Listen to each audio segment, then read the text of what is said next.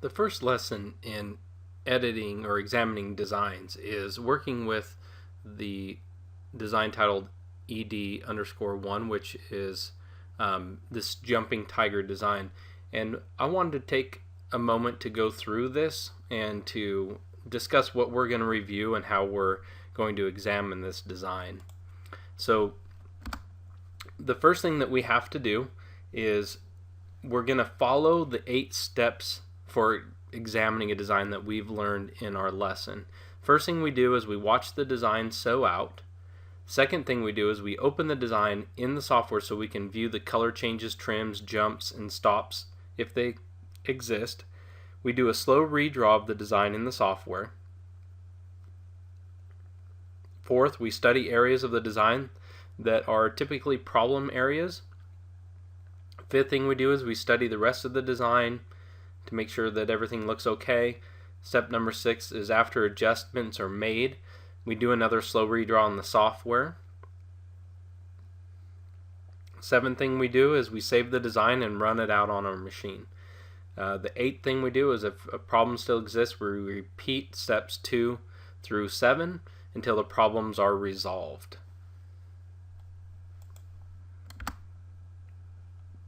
Went too far. So two of the things we're going to look at is design notes, and we're going to look at a design composition sheet. This is going to help us to learn a little bit about a little bit about this design and what we see in it.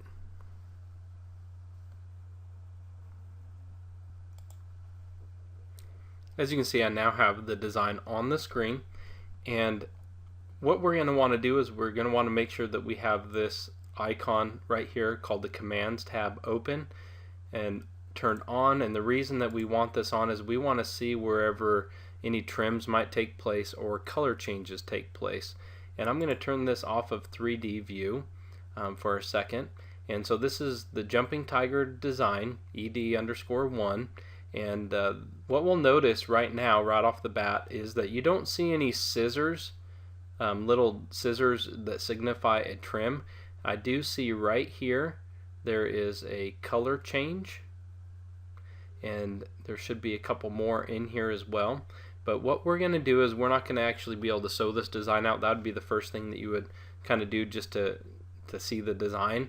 But what we'll do is a slow redraw. So I'm going to click on the slow redraw here, and I'm going to watch this design sew out.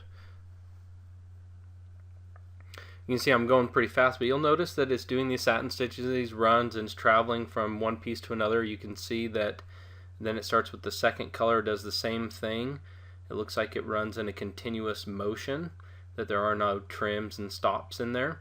And you can see it just kind of developing and working its way through the design. There's a color change right there as well. Now it's starting the black, and it looks like it's going all in a continuous motion here. And I know this is going kind of fast, but wanted to just quickly see, how this design is structured. And so there's the slow redraw of the design. And so now what we're going to do is we're going to take a look at the areas of a design that typically, give you problems.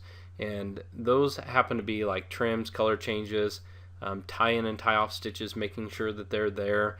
This is a design that was originally done in a software program other than the Floriani software, because this was done years and years ago, and it was created in a DST format, which means that when we review the data in the sequence view, we'll notice that it will be there'll be a lot more pieces involved, and we won't be able to see exactly where trims or where tie-in and tie-off stitches take place. We'll have to kind of just take a look at it. So the first thing that I like to do when I'm analyzing a design is, you notice I have a gray background here because I have white stitches, and that just helps me to see the white stitches better. I can actually make this a little bit darker, and it'll probably help a little bit more. Yeah, that looks a little bit better. I am zoomed in at 202%, so that's why you can kind of see a little bit of gray background through the stitches, which is fine. some of the things I like to do is I like to take it one color at a time. So I can come over to my color palette here, and I can turn off the yellow, the orange, and the black, and take a look at just the yellow, or just the white, I mean. And so if I go back to my slow redraw, I can start moving this bar over, and you'll notice that where it starts with the feet, and it is just running over. It's creating all these stitches one at a time, or one section at a time, but it is actually traveling from object to object, and there are no trims in the section. You can see it runs down to right here, and because I do have the commands tab on, you can see that it starts at the center of the design is actually right here, but it first starts stitching in the leg there. So now I'm going to turn on the yellow. We noticed that it stopped down here. This was like the last stitch, and it starts doing the, oh, I want the yellow. You'll notice that this has the color change symbol right there for where yellow starts.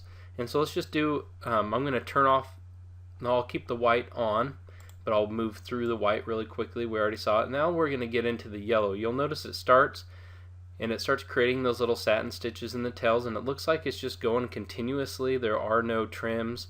There are no, there is no stops in there, and there is the yellow. All the yellow is done. So let's turn on the orange now, and we'll do a slow redraw, and we'll get all the way through this yellow, and see, notice how the orange starts right where that yellow stopped. Same thing with the yellow. It started right where the white stopped, and that's very, very efficient. And we'll go through this orange. You'll notice that I did notice these little run stitches right here.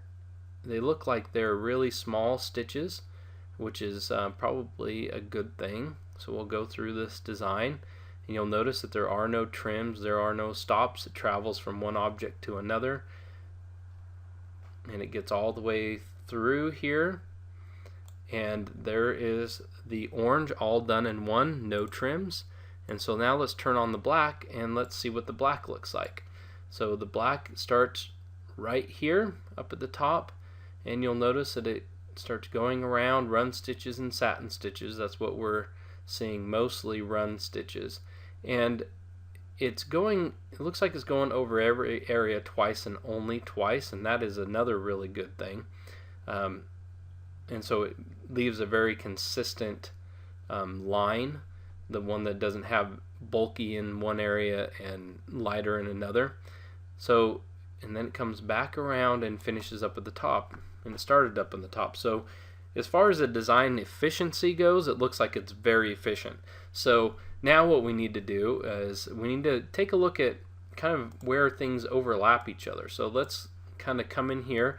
We'll take our ruler, and we know that we need at least 0.3, right around 0.3 millimeters of overlap with these stitches. So we'll just come in here, and you'll see it's about 0.3, 0.4, which is great. We'll even measure some of this over here. We're at least the 0.3.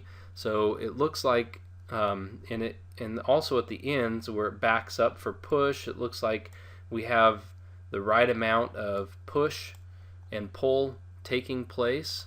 And that's kind of what we want to look for. We don't have to do too much about overlapping stitches here.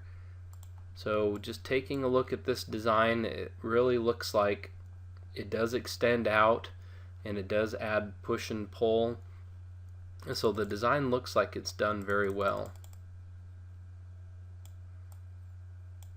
Just scroll through here. So we're just looking for those problem areas, and this design looks like it is done pretty nicely. So you can see that there's not a whole lot of underlay used in this design. It was probably created to be run onto a woven material, and which is why you don't see much underlay. Now if you were going to do this onto a knit, you would probably want to add a little bit of underlay to the design. So it doesn't, this design is it doesn't look like we need to do anything to it. So what we'll do is we'll save it and we can just run it out again. So the next thing that I want to do with this design is just take a look at whenever you're examining one, you kind of got to reverse engineer it, because you might sew this design out and you might find that this is a very efficient design and you want your other designs to be like it. And so one of the things that you're going to do in the lesson is you're actually going to fill out the design composition sheet based off of what you find in this design. So some of the things that you'll do is you need to know what densities are used. So you just kind of select, it's actually all grouped together. Let's go ahead and ungroup this design. We can come in here into the white area and you can see that a density of 0.48 is used, and it looks like it's, you know, right around 0.45, 0.48 for these satin stitches. We'll just take a quick look at a yellow and it's 0.45.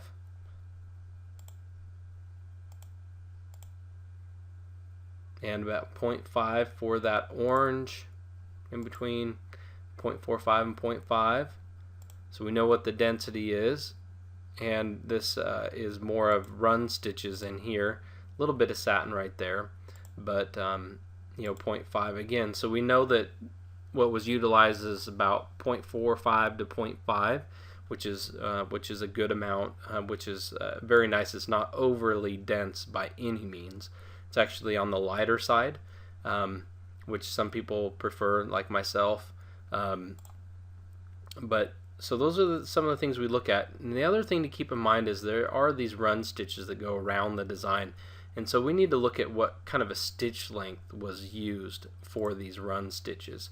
So if we just come in here and select like one of the run stitches, we can kind of see that about 3.8. It should range quite a bit, like 3.3 millimeters long in this body section. You know, just to kind of see what stitch length is used. So now we kind of see what the design is like. Let's go ahead and let's take a look at the design composition sheet. You can see that the design composition sheet is now open, and I've already went ahead and I just filled it out because this design was one that we didn't have to make any changes to. It was one that was digitized properly, and it utilized the correct settings and stuff. So what you see here is we have the design name. The height of the design was 3.94, the width was 2.96.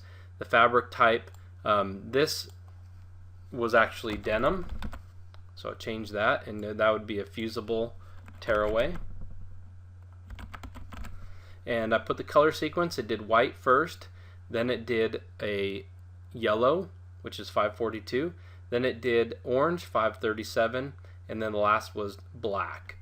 So now we can see that this is set up. So in this design now, we'll take a look here. Satin stitch, color number white was 800. It was about a 0.5 millimeter density. Utilized like a contour underlay that just went around the edges. It used about 0.3 millimeters of pull and about 0.2 millimeters of push, and just put in here, follow the instructions on the design page, tie in the first object, tie off the last, use a run stitch to travel from object to object that can be hidden later, because that's exactly what the design did. For the yellow, the color 542, it did a tie in, a tie off. It traveled from stitch to stitch. It used a 0.5 millimeter density with contour underlay, and 0.3 millimeters and 0.2 millimeters for push.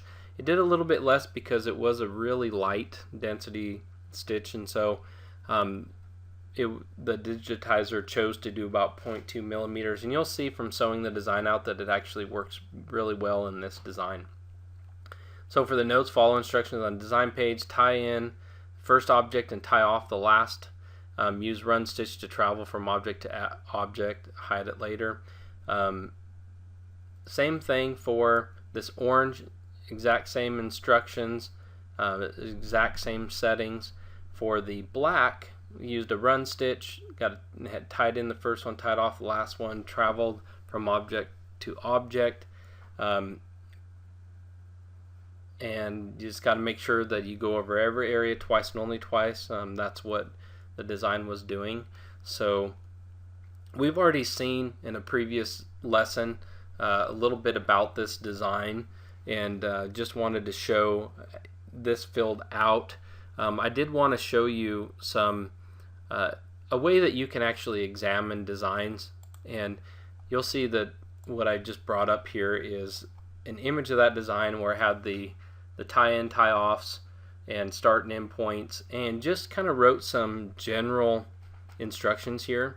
You know, this is kind of how you would set up a design anyways. You would want to examine it and figure out where you want to start and end, what type of stitches, because this is like the actual like artwork that was used to digitize from.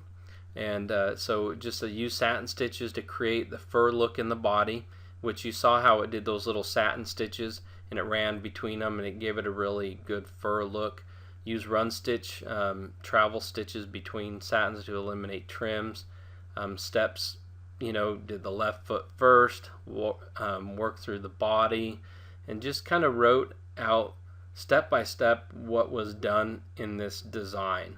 And just wanted to point that out, that you can go to that detail, especially if you really like a design and how it is digitized and how it runs out, and you can kind of just reverse engineer it and kind of mimic the same techniques in your own designs.